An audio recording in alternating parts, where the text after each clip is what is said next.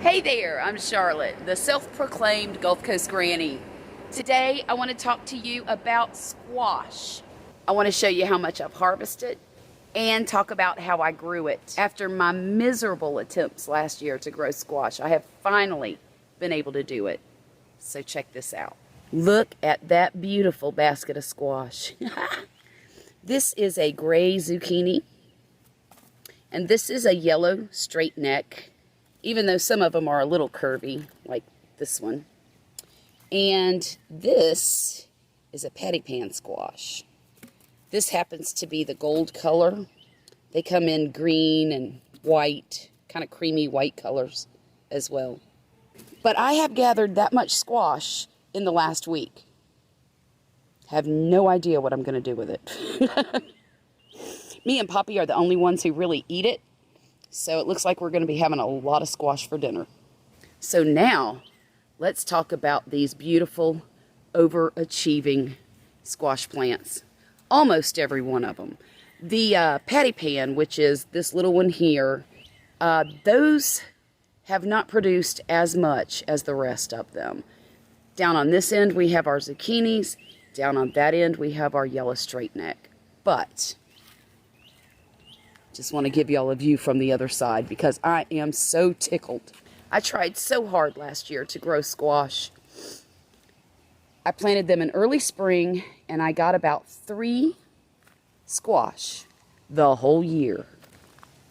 The vine boring bugs got to the squash, and if you'll notice right there, there's some white powder. That white powder is what has saved my squash this year. So let me tell you how I did this year. I planted them very early. I got them in the last week of February. If you'll remember, in my first garden tour, I showed you my squash bed, and the plants were tiny and they were not doing well at all. So I ended up having to go back and reseed a few of them, and those seeds had already caught up to the 6-week-old seedlings. If you want to see it, I will post that video in the comment section below. But anyhow, this year I decided to plant them early, and as soon as I saw one of those ugly vine-boring moths, they're black and they have red on the wings. Well, as soon as I saw one, I started putting Sevin Dust all over the base of these squash plants. Let me show you what I mean by that. The vine borers will lay their eggs underneath the leaves of these plants. And then the little larvae will find a point down here near the base of the plant and bore into this and live there until it's ready to come out and be a moth. And it will destroy your squash plant. So I cover my squash plants all along the main stem and anywhere out from the main stem. This one I got a little Sevin Dust happy, and it got all over everything. But I try to keep it off the leaves and only put it at the base like that. And y'all, it has worked. As you saw by my basket full of squash over there, or half full. That's a big basket, though.